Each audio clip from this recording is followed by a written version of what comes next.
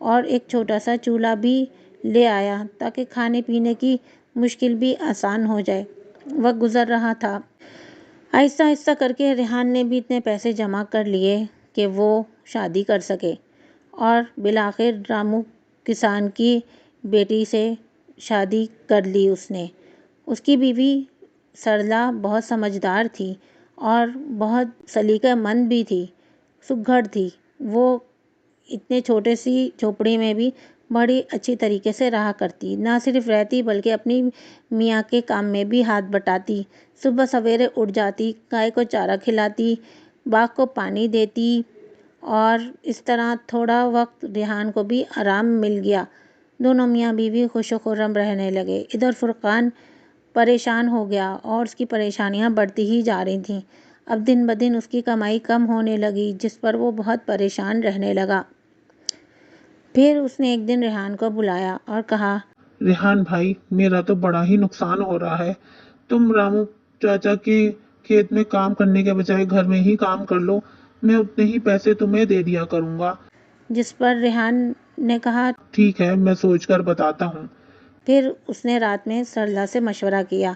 سرلا نے کہا، آپ حامی بھر لیں اور آپ کی جگہ میں کام کر لیا کروں گی اور آپ جا کے کھیتوں میں ہی کام کریں۔ اس طرح ہماری کمائی بڑھ جائے گی اور پھر ہم اپنا کمرہ چھت پر بنا سکیں گے۔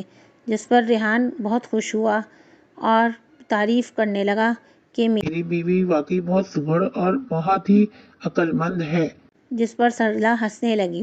بہرحال اگلی صبح ریحان نے فرقان کو یہ خوشخبری سنا ڈالی کہ یہ سارے کام اور اس کی ذمہ داری اس کی بیوی لے رہی ہے سرلا۔ اب سرلا کیا کرے گی یہ سارے کام، لیکن پیسے آپ پہلی تاریخ کو دے دیں گے، اور اگر آپ نے یہ پیسے نہ دیے تو میں پھر جو بیچ کر سامان آیا کروں گا اس میں سے اپنا حصہ لے لیا کروں گا۔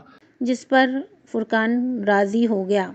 ایک دن سرلا نے کیا کیا کہ گائے کو چارے میں کچھ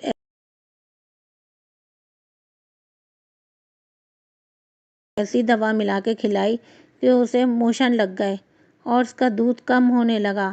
جب اس کی طبیعت خراب ہوئی گائے کی تو ریحان کو پھر فرقان نے بلایا اور پوچھا، بھائی کیا مسئلہ ہے؟ یہ گائے کیوں نہیں دودھ صحیح دے رہی؟ جس پر ریحان نے کہا، بھائی گائے کی طبیعت خراب ہے، کیونکہ پچھلا حصہ آپ کا ہے تو وہ دست کر رہی ہے، تو آپ کو ڈاکٹر کو دکھانا پڑے گا۔ جس پر فرقان نے کہا، ہاں ہاں، جا کر بلا لو ڈاکٹر کو۔ بہرحال جانور کے ڈاکٹر کو بلایا گیا۔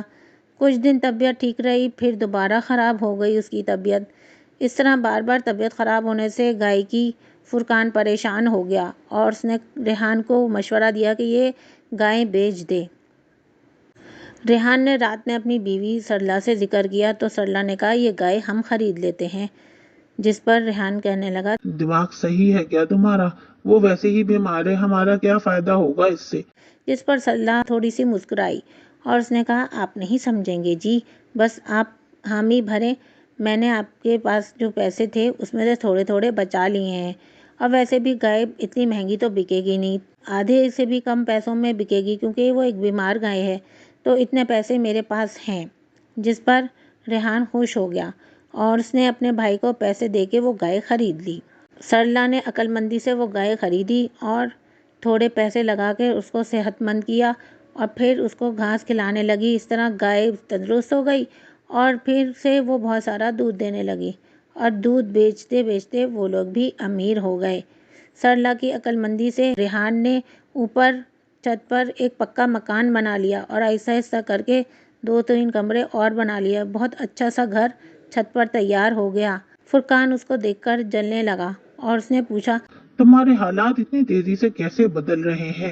میں دیکھ رہا ہوں، کہیں تم میرے گھر سے سامان چوری تو نہیں کرتے؟ جس پر ریحان نے کہا، نہیں بھائی، میں نے چوری سے نہیں، اپنی محنت سے زندگی بنائی ہے، جبکہ آپ کی بیوی انتہائی بد سلیقہ ہے اور اس کو کسی چیز کی تمیز نہیں، جس کی وجہ سے آپ کا گھر بد سے بدتر ہوتا جا رہا ہے۔